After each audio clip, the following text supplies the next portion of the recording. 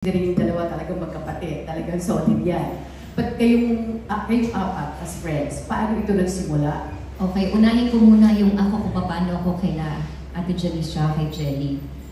Actually, kami ni Ate Janice ang nag-una sa mga pelikula. So, syempre bata pa kami noon. So, ate na talaga yung tingin ko sa kanya. Pag nagsushoot kami ng Tiana, sa kwarto niya ako, tama ba? O sa kwarto niya ako natutulog. Tapos, basta nakadikit ako sa kanya. Bunso kasi ako eh. So, marami akong mga ate. So, pag nasa trabaho ko, siya talaga yung ate ko. And then, tapos nagkasama tayo sa isang show. Regal Family una. Regal Family. Regal Family muna. Tapos, Channel 13. So, bubwit pa ako noon. Wala daw kumakausap sa akin. Naawa. Kinausap ako. And then, nagkaroon na tayo ng mga show sa ABS, mga Dick and Carmy, Mana Mana. So doon naman na-develop yung friendship naming dalawa. So parang na rin akong The Belen Sisters, na kaming tatlo. Tapos, ako with Candy, gumawa kami ng pelikula dati, pero hindi kami naging close. Huwag nyo tanungin kung bakit. Tapos, share mo na. Busy ako ng mga panahon na yun. Wala akong time for... Love lang siya ng time na yun. Yun lang yun. Busy siya sa ganun. Oo. So, hindi ko siya masyadong na kachika, ganun. Hindi ko siya masyadong na asikaso. Paano na nga ba? Dahil ba sa tropang trompo? Hindi. Dahil kayong dalawa dahil sa Oo, kami dalawa. Dahil sa tropang trompo, nagkasama tayo sa isang show. Tama? Pero kayo, mag-ibigan na kayo nun. Kasi may ginawa namin ni Sarah Jane. At naging close din kayo. Naging close kami sa Sarah Okay. Jane. So, naging close, nabigyan kami ng pagkakataon na maging close ni Candy because of tropang trompo.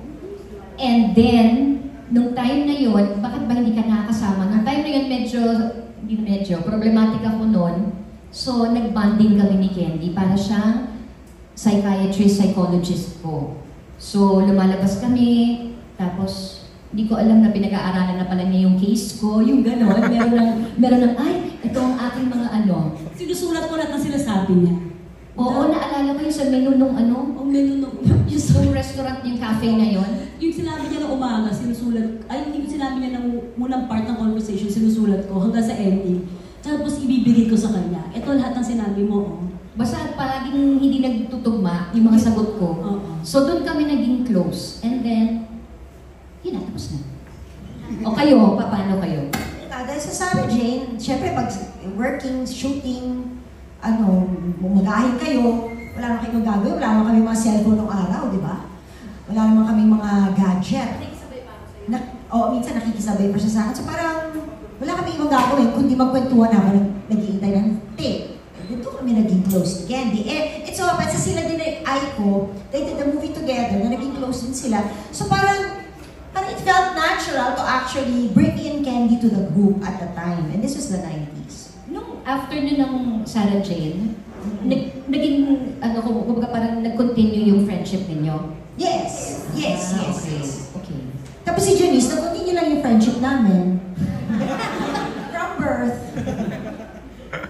Ang nakakatuwa sa inyong apat kasi si Mina at saka si Janice, pareho nang nasa showbiz yung mga anak. Diba?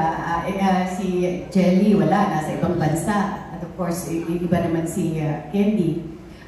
As parents ng mga nasa showbiz na rin, ano usually ang sinishare nyo or binibigay yung advice sa mga anak nyo? Especially Janice, congratulations, napakagaling ng anak mo. Thank you. Actually, sinasabi ko lang sa kanila, since gusto nyo itong gawin, hindi pwedeng, you can't skip the process. Pag napagalitan ka, hindi ako tatakbo dyan para magalit sa direktor dahil napagalitan ka. Wala ako dyan. You'll have to experience that. Tsaka yung always be on time. And always be respectful to the people that you work with. Wow. Si Mina, yung twins mo naman, na umaalagwa na rin. Oo. Ang sinasabi ko, yun, katulad ng sinabi ni Ate Janice, kasi nga dati ayaw naman nila gusto lang nila yung commercials. Tapos after na nung high school, nung nagka-college na sila, sa kanila lang mismo nagsabi na gusto nilang maging artista. So, yun din, sinabi ko din na since ginusto niyo yan, gawin niyo na rin ng tama. sa trabaho. So, yun na, laging maging professional kasi yun yung laging sinasabi sa akin ng mami ko dati, na always be on time. Kasi syempre, you be considerate with other people. Kasi syempre, kung on time ka, nirerespeto mo yung mga katrabaho mo. Kasi yung mga iba on time, tapos ikaw late. So yun, wala naman akong problema sa aspeto yun. Kasi nga, at siguro nakikita nila sa amin ni Zoren. At saka palagi kong sinasabi sa kanya, aside from yung maging respectful, maging professional, maging dedicated sa trabaho, lagi ko din sinasabi sa kanila na you cannot please everybody. So kahit na mabait ka, meron at merong masasabi sa'yo, o meron at merong hindi may gusto sa'yo. So, dapat wag yun mag-bother kasi wag ka ma-bother doon kasi nga, you cannot please everybody.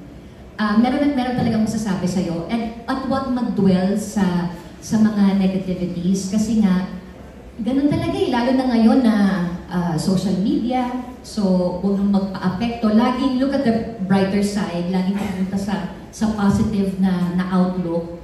At lagi ko sinasabi sa kanila na always be grateful and thankful.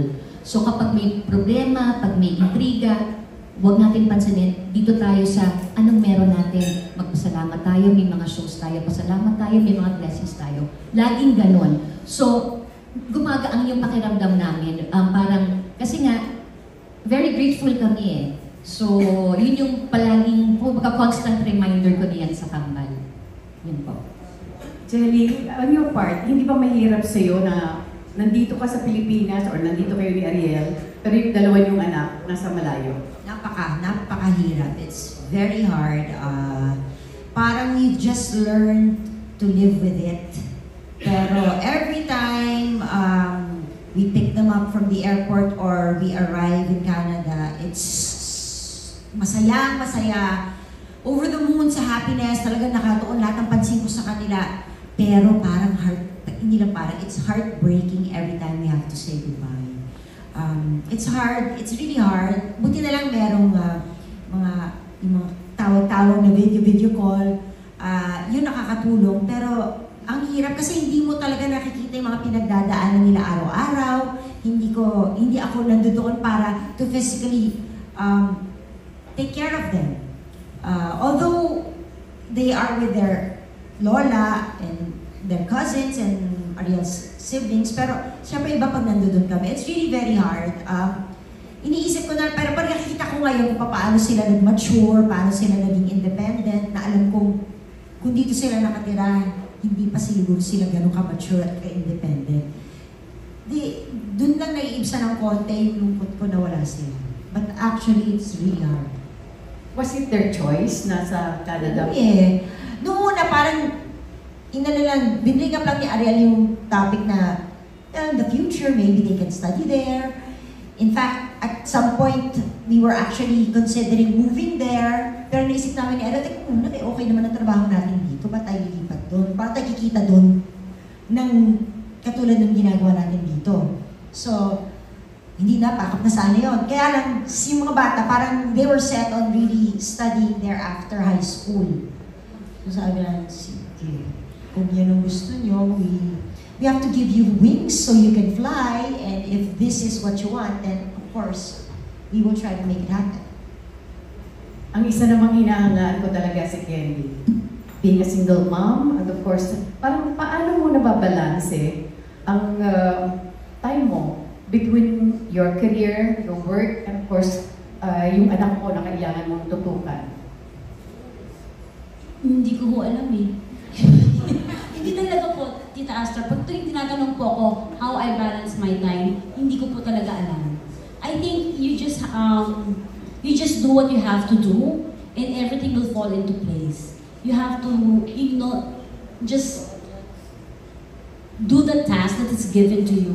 Do your work, do your job, and know your priorities, and it just balances out. Nagagawa mo lang eh. Talagang there's a time for everything, sabi nga. There's a time for everything. So, nangyayari lang eh. Wala naman akong schedule na pag-isip sa umaga, ganito, ganyan. Walang ganun eh. Parang nag-iiba eh. Walang formula. There's no sabi nga nila, walang libro para sa pagiging ina o sa pagiging tao na to begin with. Diba? Wala naman talagang schedule eh. You just do what you have to do for the day. And I mean, for me personally, I just pray about it every day and offer everything, and everything just falls into place. And of course, yung nandun ang pamilya ko, my sister, my mom is there to help me out also, tulungan ako. So, yun po. Tingin ko na. Thank you sa inyo, and of course, good luck on your movie.